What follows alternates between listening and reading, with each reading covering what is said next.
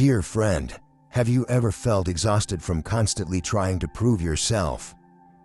Always reaching, striving, shaping yourself into someone in the eyes of others, hoping that one day it will finally be enough. Have you ever wondered what might remain if you stopped trying to become anything at all? If those questions touch something within you, then this video is your space to pause and breathe.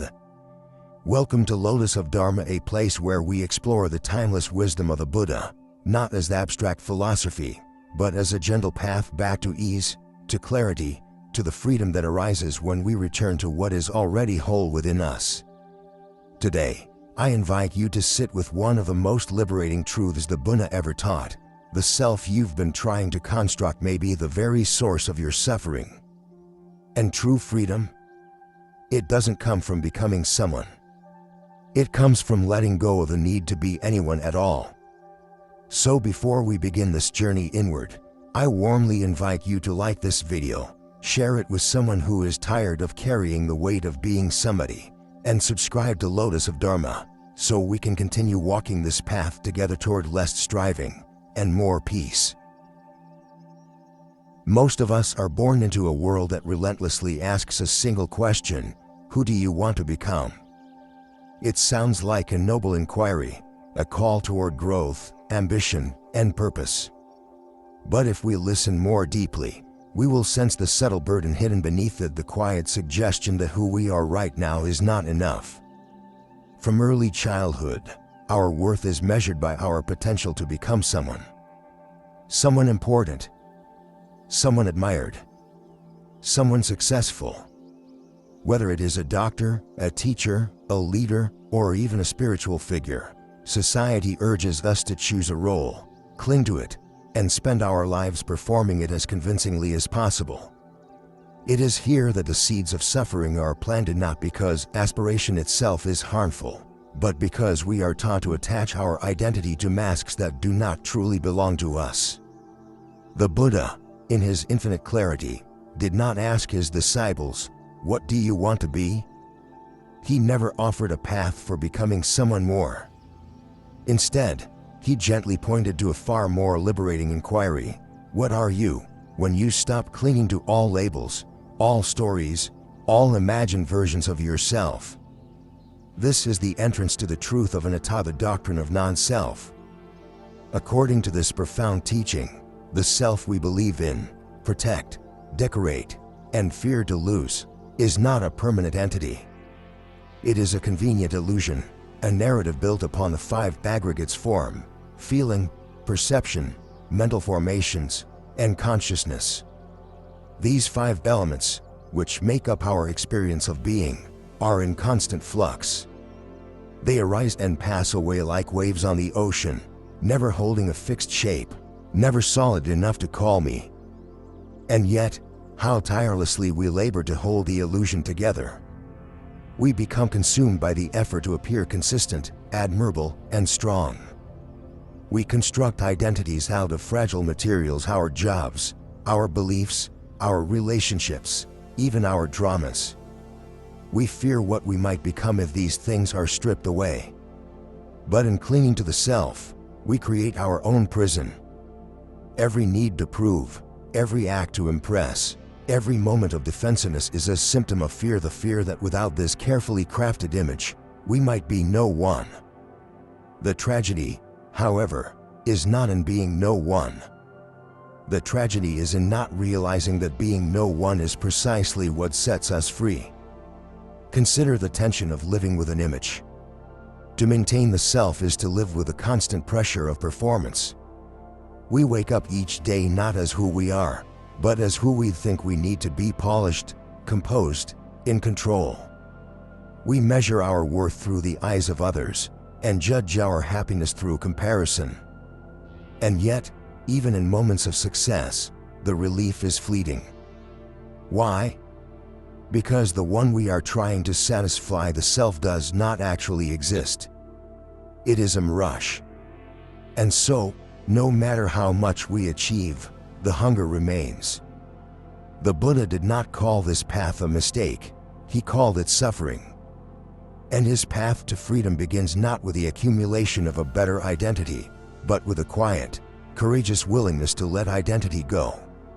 To sit in stillness, not as a teacher, not as a student, not as a success or failure, but simply as awareness itself. When the illusion of self is seen through, we begin to touch a peace that does not depend on approval or image. A peace that cannot be threatened by criticism or diminished by loss. Because it is not about you winning or losing, it is about awakening to what was never born and will never die. Letting go of the self is not a denial of experience. It is the purification of it. Life still flows. Emotions still come. Action still happens. But without the false center of me at the heart of it all, there is no one left to be offended, no one left to defend, no one left to prove. What remains is vast, open presence. What remains is a heart that no longer needs to be anyone at all and therefore can be everything. And that, my friend, is the beginning of true liberation. And so, once we begin to see through the illusion of self not as an idea but as a lived insight, another question naturally arises. If the self is not fixed, why do we spend so much energy trying to improve it, protect it, promote it? This leads us into the next layer of inquiry, a deeper look at what modern culture calls the journey of self-discovery. But is it truly a path of awakening, or merely a more sophisticated way of running away from the truth of who we are? In today's world, we are bombarded with messages urging us to become the best version of yourself, to find your passion, or to build your personal brand. These phrases are dressed in the language of empowerment, but they often carry the subtle weight of insecurity. Why must we always become something more? Why must we always strive to be exceptional, remarkable, unforgettable? The Buddha never encouraged such striving. He never said, make yourself bigger. He said, in effect, empty yourself. Because it is in the emptying, not the becoming, that peace is found. Look deeply, and you will see, beneath a glossy surface of self-improvement lies a quiet fear of being left behind, fear of being unworthy, fear of being invisible. And so, we run. We construct goals, identities, and personas not always because we are free but because we are afraid. We chase after success not just to fulfill our potential, but to escape the silence of not knowing who we truly are without our achievements. We perform kindness, not always from compassion, but sometimes from the desperate hope that others will love us for it. Even our spiritual seeking, if we are honest, can become another mask, a way to be seen as wise, enlightened, or better than who we were. Thus, the modern journey of finding yourself often becomes a never-ending pursuit. The self, once seen as a given, turns it into a lifelong project, always under revision, always incomplete. But no matter how many accomplishments we collect, how many books we read, how many skills we acquire, the gnawing question remains, when will it be enough? And if we dare to pause, truly pause, we may begin to sense that this endless striving is not a path toward ourselves, but a constant evasion of the very ground of our being. The Buddha offered a radical alternative. He did not ask us to become somebody. He invited us to awaken, to see reality as it is, not as we wish it to be. To observe the impermanence of every identity, the fluidity of every role, the emptiness behind the idea of me. In this light, self-inquiry is not a quest to become more. It is the gentle, courageous act of peeling away all the layers that are not us. Like the petals of a lotus falling away, what remains is something simpler, quieter, and more truthful than any brand or version we could ever design. To live this weight is not to withdraw from life, but to engage with it more honestly. When we no longer need to uphold an identity, our energy is freed. We can speak without needing to impress, love without needing to be loved back, act without needing to be seen. We begin to live this presence itself, flowing with the rhythm of each moment, rooted not in an image, but in awareness. And so, let us pause and reflect. Is our search for the self leading us closer to peace, or further into confusion? Are we walking toward our truth, or running from our fear? The answer may not come quickly. But in the stillness beneath the question, something begins to soften. Something begins to let go. Because as the Buddha gently reminded, you do not need to be someone. You only need to be awake. True freedom, as the world often defines it, is entangled with recognition. It is mistaken for the ability to speak without censorship, to move without limits, to be adored, followed, admired. A person is considered free when they are no longer dependent on others, when they control their time, their image, their influence. But the Buddha saw through the facade of this definition. For him, freedom was not about gaining more control over life, it was about releasing control altogether.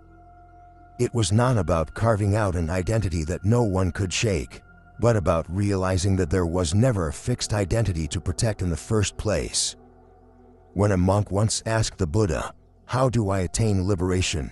the Buddha did not offer a technique, a doctrine, or a set of achievements. He simply smiled and said, "There is no one to be liberated." That response is not merely poetic, it is a thunderclap that silences the machinery of the mind. For in that one sentence, he dismantles the entire structure of self and seeking. If there is no I to bind, then there is no I that needs to be freed. What remains is simply the clear, open awareness that was always there, hidden beneath the noise of becoming. This insight is not easy to grasp for a mind trained to chase goals, even spiritual ones. We often approach enlightenment as the final badge of identity. I am now awakened. But that is just another mask. In truth, the more we seek freedom as a possession, the more it eludes us. The more we chase the idea of being spiritually superior, the further we drift from the very simplicity the Buddha embodied. Because in his presence, there was no one left to impress, no doctrine to argue, no identity to maintain. There was only space, silence, and a smile that came from knowing this too shall pass. Freedom, then, is not found in the accumulation of anything, not even knowledge or virtue. It is discovered in the relinquishment of the need to be anything at all. It is the moment when thought ceases to cling, when desire no longer grasps, when the mind rests in its own clarity like a lotus on still water. That is the kind of freedom the Buddha lived, not the freedom to become more, but the freedom to be nothing, and therefore, everything. Imagine the lightness of such a life, to love without fear of loss, to serve without attachment to outcome, to speak without needing agreement, to walk without the weight of performance. This is not detachment in the cold sense of indifference. It is intimacy without possession. It is care without clinging. It is being fully alive, yet not defined by life's passing forms. Most people think freedom means having choices. But true freedom is when the choosing mind dissolves. Not because you are passive, but because you are no longer driven by the illusion that your identity depends on your choices. You act, but there is no actor behind the action. You speak, but there is no speaker behind the words. What remains is a deep, fluent responsiveness to life, empty of self, yet full of presence. This is the paradox of awakening. The more you try to find yourself, the more entangled you become. But when you stop searching, when you rest in the impermanence of all things, you discover the spaciousness that was always there, the stillness that does not come and go, the silence that is not made of absence, but of truth. And so, when the Buddha smiled and said, "There is no one to liberate," he was not denying your existence. He was pointing to what is more intimate than your name, more enduring than your history, more honest than your personality. He was pointing to awareness itself, pure, unborn, and already free. Let us now step away from abstract ideas and enter the realm of story, a space where truth reveals itself not through logic, but through insight. There was once a young monk, full of zeal and ambition. He had read the sutras, memorized the chants, and threw himself into practice with intensity. Every morning, he sat longer than the others. Every evening, he ate less than required. His robes were always neat, his posture always upright. And yet, his heart was restless. Doubt gnawed at him like a silent worm beneath the bark. He couldn't understand why, despite all his efforts, peace would not come. One day, as the golden afternoon sun poured through the trees, the old master approached the young monk sitting in meditation. His brows were furrowed in focus, his breath rigid. The master quietly sat beside him and waited until the silence was full. Then, with the softness of a breeze through bamboo, he asked, "Tell me, my child, what are you chasing?" Startled, the young monk opened his eyes. "Master," he said, "I want to become a monk of true virtue. One who embodies the Dharma. One who is free." The old man smiled gently. "And do you see your shadow?" "Yes," the young monk replied, glancing down. "Does it not run when you run? Does it not pause when you pause?" The monk nodded, confused. Then the master said, "You have mistaken your shadow for yourself. You believe that if you run faster, sit longer, chant louder, that the shadow will disappear and only light will remain. But the shadow has never been the problem, and the light has never been somewhere else." The young monk sat in silence, still not fully understanding. So the master continued, "When you chase after being special, even if it is to become the perfect monk, you are still chasing a shadow. You are still acting from the self, the idea that there is a you who must be admired, even by heaven. But freedom does not lie in spiritual perfection. It lies in stillness. When you stop running, when you stop needing to be seen, you begin to realize the shadow has never been you. It is simply the play of light and form." This story, though simple, carries a profound medicine for all of us. How often are we like the young monk, exhausting ourselves in the name of becoming good, successful, enlightened, worthy? We may convince ourselves that our striving is noble, but the motivation often hides in the ego's whisper, "I must become someone better." Even in spiritual circles, the desire to be exceptional lurks behind the robe, the silence, the smile. But true liberation is not found in being special. It is found in being still. The shadow will always follow us as long as we believe we are separate from the light. But when we rest, truly rest, not just in body, but in mind and identity, we begin to see that we were never separate at all. We are not the runner, nor the shadow. We are the space in which both arise and fall. And when that is seen not just with the mind, but with the heart, there is no more chasing. No more proving. Just presence. So next time you find yourself striving to become someone, pause. Stand still. Watch your shadow without judgment. And remember the old master's words, freedom does not lie in running faster. It lies in knowing that what you are chasing has never been you. So how, then, do we let go of the self, not as a concept, but as a lived truth? How do we walk the path not of self-improvement, but of self-release?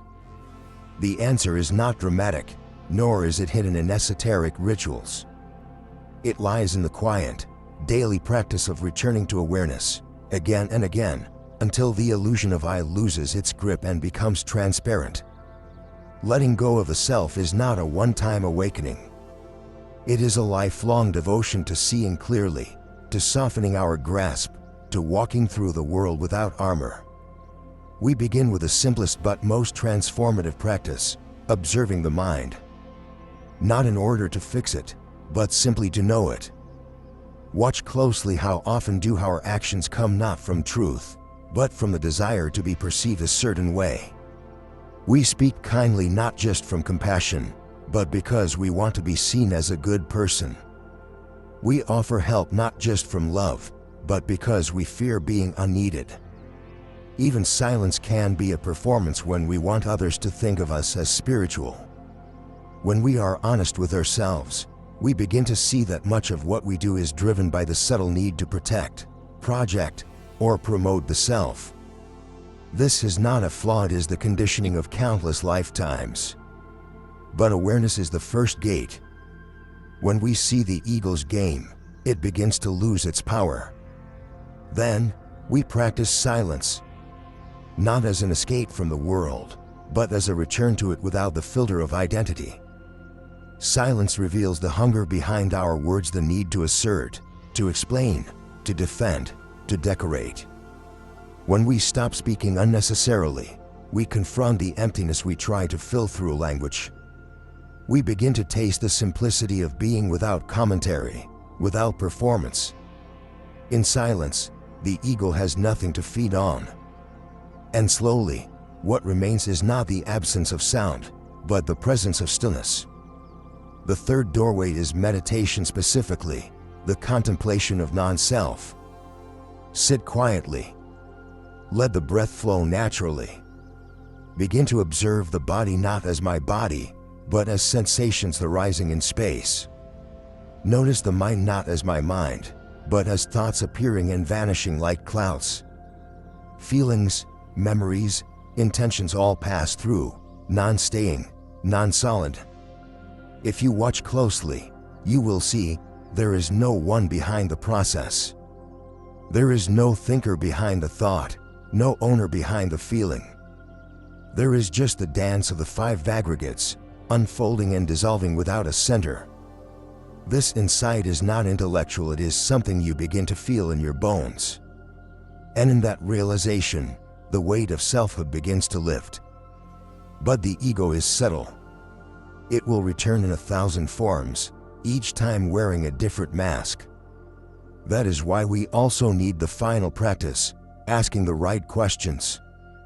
When anger rises, pause and ask, who is angry right now?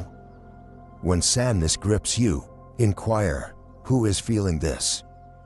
Don't rush to answer. Sit with the question. Let it open space around the emotion. Let it reveal its own emptiness. Slowly, you begin to notice the anger, the sadness, the fear. They are just energies passing through. There is no fixed person at the center of them. There is only awareness witnessing impermanence. And the more you live in this question, the less you suffer from the answer. These practices are not meant to erase you. They are meant to free you from the burden of being someone, from the prison of self-concept, from the endless effort to hold yourself together. When the I is seen for what it is, a collection of passing elements, what remains is not a void, but a vastness. Not a blankness, but a quiet joy. You become more present, more alive, more compassionate, not because you try to be, but because there is no one left in the way. To let go of the self is not to lose something. It is to discover what has always been here, a boundless, open awareness that does not need to be named to be real. And in that space, life breathes through you, not as your life, but simply as life itself. And so we come to the quietest truth of all, the one so simple that the mind often overlooks it, and yet so profound that it can unmake a lifetime of suffering in a single breath. The truth is this: you do not need to become anyone. Not important. Not special. Not even enlightened. You do not need to craft a version of yourself that finally feels worthy. You do not need to chase a better identity, a cleaner narrative, or a more polished self-image. Why? Because awakening is not about improving the self, it is about seeing clearly that the self was never real to begin with. The world will constantly seduce you with ideas of becoming. It will reward you when you stand out, when you shine, when you are seen. But the Dharma whispers something else, something softer, something deeper. It says, you were never separate to begin with. The light you seek is not ahead of you, not outside of you, not reserved for those who earn it through spiritual perfection. It is here, in the stillness before identity, in the silence beneath your name, in the vast, sky-like awareness that watches all things come and go but clings to nothing. You see, the truly free being is not the one who has perfected the self, but the one who has laid it down. A liberated person is not someone who has polished every trait, resolved every wound, or gathered every teaching. It is someone who has stopped fighting reality.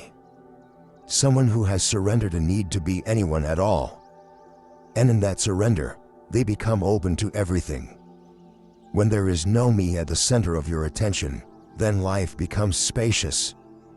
Others are no longer threats. Praise is no longer nourishment. Failure is no longer a wound. You simply meet each moment as it is with clarity, compassion, and peace. This is the paradox. The moment you stop trying to be someone, you start to feel completely alive. You laugh more easily because there is no image to defend. You love more freely because there is no ego to protect. You listen more deeply because there is no story to uphold. The drama of me dissolves, and what remains is the pure, unfiltered experience of being a presence so vast it cannot be named, and so intimate it touches everything. The Buddha never promised that we would become perfect beings. He simply pointed the way to peace. And peace does not require you to be someone, it only requires you to wake up from the dream that you ever were. When you let go of the idea of who you should be, when you stop clinging to the illusion of a self that must be fixed or found, you begin to see nothing is missing. Nothing ever was. To be no one is not emptiness in the way the world fears it is, fullness in the way the heart longs for. It is to merge with the flow of life without resistance, to breathe without a mask, to walk through the world gently, lovingly, without the burden of identity. And in this nameless presence, you do not disappear. You become more real than ever before. So let us remember, the goal is not to become something greater. The goal is to recognize what has always been whole. You do not need to be extraordinary. You only need to be free. And freedom begins the moment you stop asking, who should I be, and start living the answer, nobody at all. In the end, it is not the self that awakens. It is awareness itself, unburdened, unbound, and already home. And if you've stayed with me until this moment, I trust something quiet has begun to stir within you. Like a seed, small, but alive, touched by the light of truth. A seed of freedom. Not the kind born from success or recognition, but the kind that blossoms when you finally realize you don't have to be anyone to be at peace. You don't have to strive to become enlightened. You don't have to polish yourself into someone worthy. You only have to show up, open-hearted, present, and free from the need to become anything at all. And in that very letting go, you are already free. If today's message touched something in your heart, please share this video with someone who's weary from holding it all together. Let them know. They don't have to impress the world. They don't have to chase significance. Because in their quiet, honest presence, they are already enough. If you've found a moment of stillness here, I invite you to click like, leave a comment with your reflections, and subscribe to Lotus of Dharma, so we can continue walking this path together. May you live with ease, just as you are, no masks, no weight. May you remember, freedom isn't found in becoming, but in returning.